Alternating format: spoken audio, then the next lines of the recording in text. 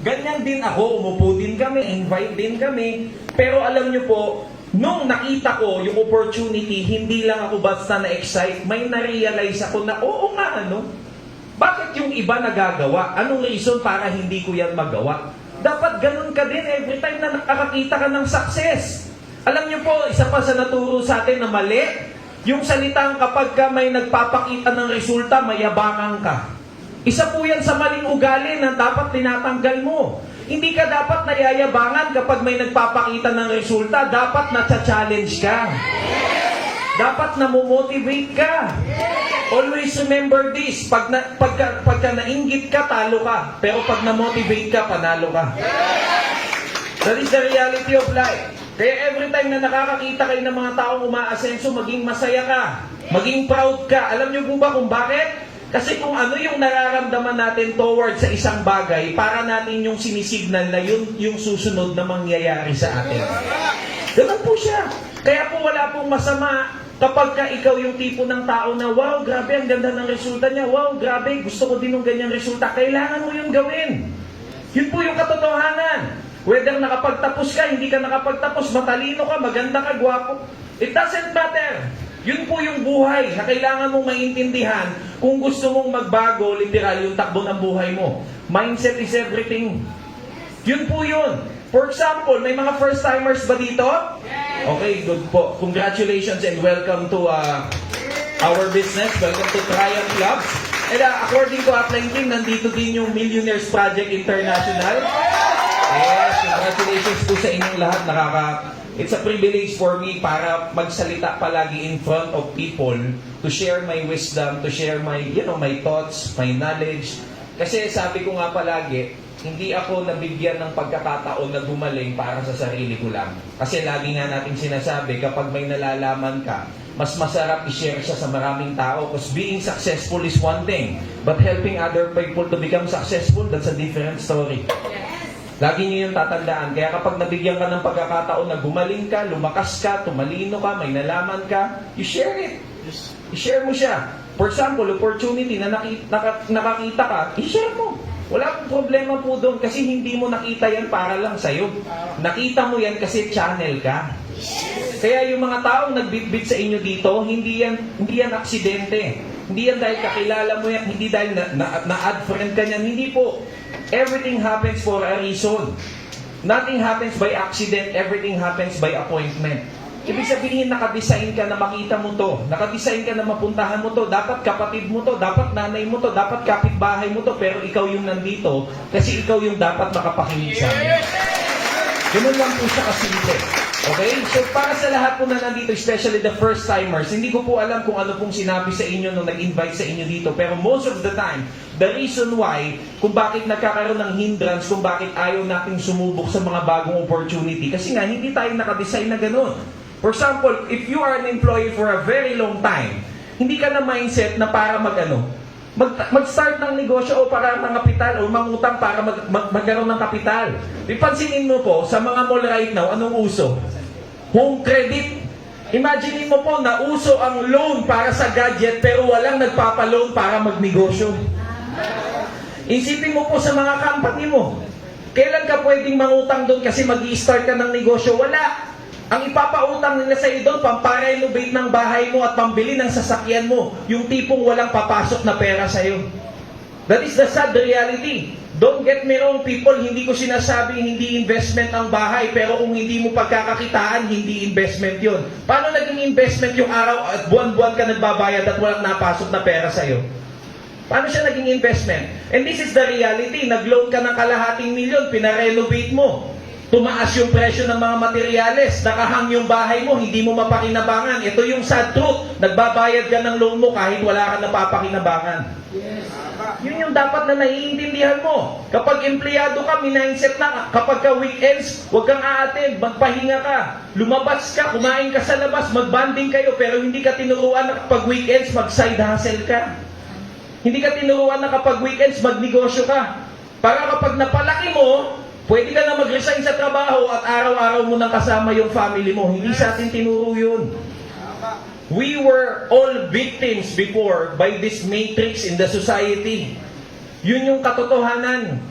tayo po ay pinaikot-ikot doon sa mentalidad na kailangan mo magtrabaho to survive. Pinangakuan ka na ang employment is merong security. O sa lahat ng mga empleyado right now, pag nawalan ka ng trabaho, secured ka ba? O nasaan yung security? Yun po yung katotohanan na kailangan yung naiintindihan, mga kapatid. Na baka kakayakap mo dun sa pinapaliwanag at pinapangakong security na mapapakawalan mo yung salitang freedom. At yun po yung kayang ibigay sa'yo dito. Time and financial freedom. Alam niyo po, hindi ka nabubuhay dito para binyagan, mag-aral, tumanda, mag-asawa, tumanda, tapos mawala na lang sa mundo. Hindi ganoon. Hindi po ganoon. Alam niyo po ba kung bakit may magandang sasakyan? Para bilhin. Alam niyo po ba bakit may magagandang lugar? Para puntahan. Alam niyo po ba bakit may magagandang bahay? Para doon ka tumira. At hindi ka tumandang nangangamuhan para sa ibang tao. Mindset ba? Mindset.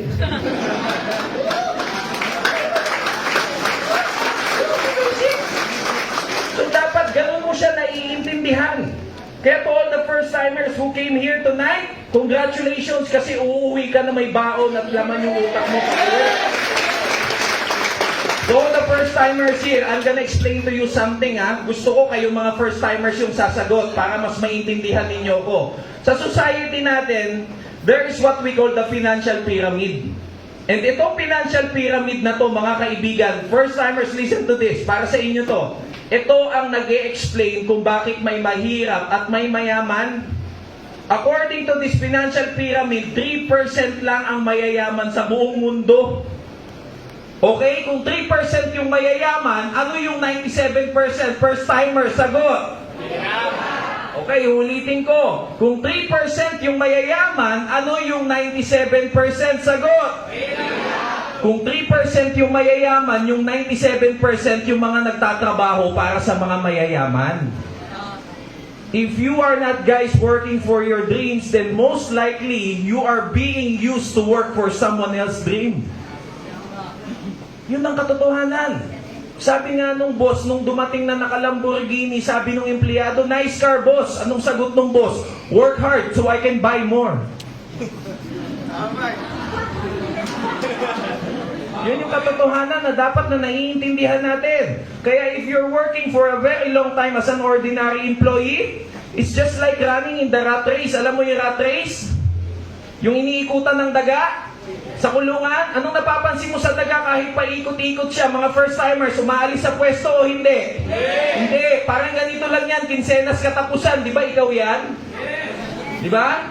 O ngayon, pabilisin natin. Tignan natin yung buhay mo. First-timer, sagot kayo Kinsenas katapusan. May nagbago? O pabilisin natin. Kinsenas katapusan. May nagbago? O putang ina, huwag ka na mag-day-off. Kinsenas katapusan. First-timers, may nagbago? Meron yung edad mo. That is why, pagdating ng panahon, sasabihin mo, bakit ganito? Tapos tatanungin pa, Lord, bakit ganito? Putang ina mo lang kinalaman yung tinanong mo pa? Nanganahimik si Lord Kung kayang bumaba nun, baka nasampal ka pa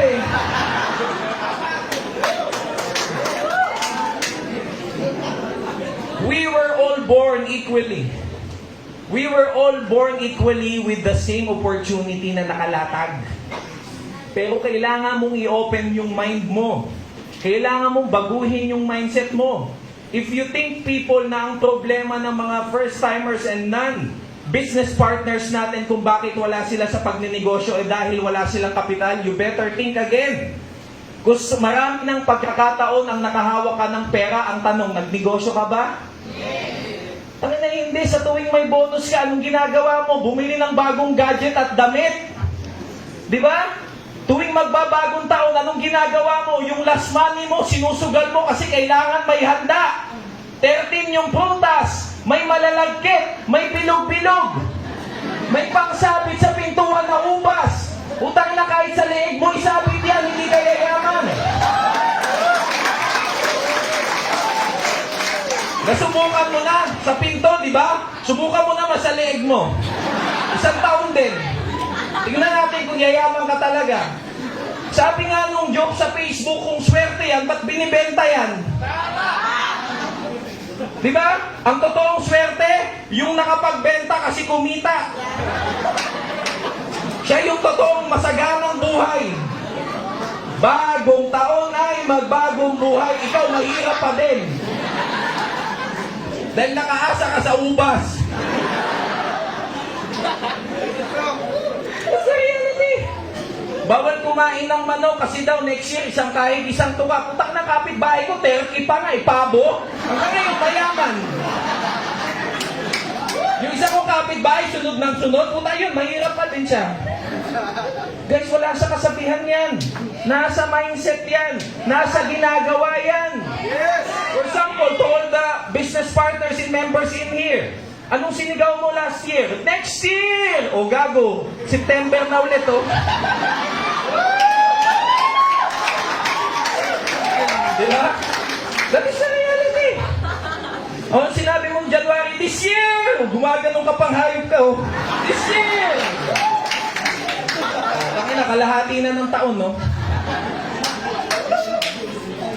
In life that we live in, we don't need New Year's resolution. Do you know why 99% of New Year's resolution doesn't happen? Kasi it's fake. Because the real resolution, you don't have to wait every year to end just to make a resolution. If you really want to change your life, change it now. Yes! You decide now. You don't make New Year's resolution, you make life resolutions. Pag sinabi mo magsisipag ka, now. Pag sinabi mo magda-diet ka, now. Kaya pansinin mo yung mga nag-New Year's resolution magda-diet, mas tumaba pa. Yun ang katotohanan. Kasi wala kang totoong commitment. Na kaya ka lang nag-New Year's resolution kasi sumasabay ka lang sa sinasabi ng iba. Yun yung katotohanan. So ngayon, you really want to change your life, people? Then get out of the herd. Always remember this, hindi lahat ng ginagawa ng karamihan tama. Kasi kung totoong lahat ng ginagawa ng mga karamihan ay tama, di sana mas marami yung umasenso. Hindi mo ba napapansin sa mundong ginagalawan natin kung sino yung hindi gumawa ng ginagawa ng karamihan, yun yung umangat sa buhay? Dahil yun po yung katotohanan natin eh. Yung mga taong nagde-decide na umalis doon sa ginagawa ng karamihan, yun yung umangat sa buhay. Kasi na-mindset ka kung bakit ka nandyan sa karamihan kasi pag sinabi, bakit hindi mo ginagawa yung pinag-aralan mo? Ba't hindi mo ginagawa yung tinapos mo? Di ba nandun tayo sa ganung mentality? Kapag ka gumawa ka ng ibang bagay na malayo sa linya mo, sasabihin sa'yo, sayang naman yung pinag-aralan mo. Puta, ang yaman mo na sayang pa. Yes! Paano naging sayang yun? Tapos magpapakahirap ka dun sa linya mo kahit wala kang tinatrabaho, kahit wala kang kinikita, kahit walang nangyayari sa buhay mo. Sasabihin pa sa'yo, good job, good job. Paano naging good job yun? Ang importante kasi sa tao, yung may sabi sila na meron silang ginagawa na related dun sa pinag-aralan nila. Without even knowing na ang totoong buhay, yun yung hindi mo nabibigyan ng pansin. Kaka-please mo sa maraming tao. Kaka-please mo dun sa mga sinasabi mong relatives mo na mahal ka. Kaya mo ginagawa kahit hindi ka naman umaasenso. Yan yung nangyari sa'yo. Trust me people, if you are working here as an average employee, I'm gonna ask you, what is your dream para sa anak mo? Anong sasagot nyo? Usually, anong sinasagot ng tao? Anong pangarap mo sa anak mo? Makapagtapos ng pag-aaral, pero this is the sad reality. Hindi po yan pangarap, responsibilidad mo yan. Putang ina, ginawa-gawa mo yan eh. Hindi yan pangarap, responsibilidad yan. Pero alam mo kung ba't mo siya ginagawang pangarap? Kasi wala ka eh. That is the sad reality. Ang totoong pangarap, magandang buhay, travel abroad, magandang bahay. Abundance na buhay, masaganang buhay, yun ang totoong pangarap. Yun yung dapat binibigay mo sa anak mo. Yes, tama. Kaya nga lang, hindi mo siya maibigay kasi alam mo sa sarili mo, wala ka din eh. Ngayon, this is a wake-up call to each and every one of you. Lalo na kung may anak ka na, kung may family ka na, tulad namin ni Upline Kim, ni Sir Kim Lagrosa, meron kaming anak. Alam niyo ba ang katotohanan? Na ang anak natin, wala yung kasalanan sa atin, kaya hindi dapat nahihirapan yan. Yes. Yes! Kaya hindi yan nag-request na ilabas mo sila dito. Kaya wala kang karapatan na mahirapan yung anak mo, kaya lahat gagawin mo para umasenso ka, para gumanda yung takbo ng buhay nila. O para naman sa mga single pa, putangin na kung mahirap ka, magtigil-tigil ka. Putangin na mo, kapal mo mukha mo eh. Diba? Sa mga babae, karir muna. Putang hindi, landi now, buntis later. Diba? Buntis now, dukha later. Focus kayo sa karir, pagandahin nyo yung buhay nyo. Yun ang katotohanan. Pag tumaas ang value mo dahil umaasenso ka, mas matatagpuan mo yung tamang tao. Huwag kang pilit ng hanap kasi wala kang mahanap. Kailangan ayusin mo muna yung sarili mo. Payamanin mo yung sarili mo. Umasenso ka, bigyan mo ng value yung sarili mo. Yung mga tao ang kusang lalapit sa'yo. Yun po yung katotohanan. Huwag kang po magmadali. Huwag mo pong unahin yan. Ang unahin mo yung sarili mo. You always give value sa sarili mo. Papaano? Paasensuhin mo sarili mo. Ang katotohanan, kapag ka naghihiwalay yung mga magulang, napapansin lang naman yan pag nahihirapan yung bata eh. Parehas milyonaryo yung magulang, naghiwalay, napapansin ba? Hindi naman eh. Pero kapag ka nagkakaroon ng problema dahil walang pera parehas, doon nagkakaroon ng problema. Don't get me wrong, people. Money is not the most important thing in this world. Pero believe me or not, 99% of your problem can be solved by money. Yun po yun. Anong usually pinag-aalunan ninyo po doon sa loob ng bahay ninyo? Amoy ng bahay? Hindi! Utang na pagkain! Di ba? Yun po yung katotohanan eh. Financial. Stability. Huwag po tayo maglokohan. Hindi, kailangan lang mahal natin yung isa't isa gago. Believe me or not, mahal mo nga ang isa't isa. But by the time na mag-struggle ka, trust me, doon tayo magkakasubukan. Kaya sa lahat na nandito, nagbabalak magkapamilya at may mga pamilya, this is a wake-up call to each and every one of you. You were invited here kasi we wanted to show you a better and a greater opportunity na talagang literal pwedeng magbago ng takbo ng buhay mo. Kaya kailangan mo buksan yung isipan mo. Kailangan mo maging open-minded. Or else, walang mangyayari. 6 months is still 6 months. Napakahabang pagkakataon para may magbago sa atin. 3 months lang, meron na. 2 months lang, meron na. 1 month lang, meron na. 6 months pa kaya.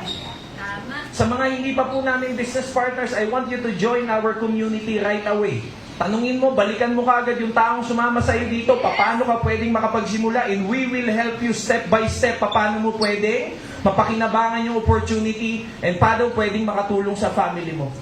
Yun po yun. Sa mga members natin, sa mga business partners natin na nandito, di ba? You have sacrificed so much of everything eh. Especially the full-time business partners na meron tayo nandito right now. Anong mga iniwan ninyo? Di ba pamilya nyo? Pag-aaral ninyo? Asawa ninyo? Anak ninyo? Trabaho ninyo? Di ba pinag-iiwanan nyo na? Yes. So, hindi po pwedeng dito talo ka. Yes. Tama eh. Tangina, hindi po pwedeng after so many years, after so many months, pag uwi mo, tae ka pa din. Hindi pwedeng ganun. Dahil pinangakuan mo yung magulang mo, yung anak mo, yung asawa mo, na kapag balik mo, meron ka. Yun po yung pinaka-importante na dapat na naiintindihan ng lahat na nandito. Hindi po kailangan ng magulang mo, ng anak mo, ng asawa mo yung picture ng sasakyan ng iba. Cheque ng iba, production ng iba. Sasakyan mo ang kailangan nila, pera mo ang kailangan nila, income mo ang mas importante. Aanhin ng nanay mo yung picture ng kasabayan mo. Pag uwi mo na, grabe, ang daming yumaman sa grupo namin. Oh. Ito, baka masampal ka ng nanay mo eh. Ang importante, resulta mo. Yes! Yun po yun. Hindi yung picture ng resulta ng iba. Kaya kailangan kung ikaw full-timer ka dito, hindi ka napayag na wala kang resulta. Yes.